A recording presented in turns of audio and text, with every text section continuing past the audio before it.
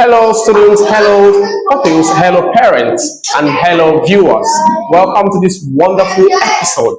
Once again, my name is Teacher V, and we are back with a wonderful presentation from the wonderful pupils of St. Dominic English Center. Today, we are going to be seeing a presentation about the wonderful traditional show called the Vietnamese water puppetry. So sit back, relax, and enjoy. My favorite traditional show from Vietnam is Vietnamese water puppetry.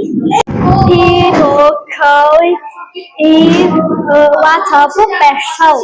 The puppets are made of wood.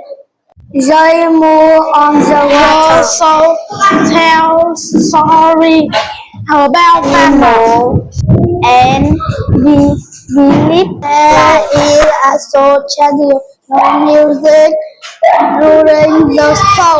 I think it's very interesting and beautiful. I'm proud of this traditional show of Vietnam. Thank you everyone for listening to us. Goodbye for now.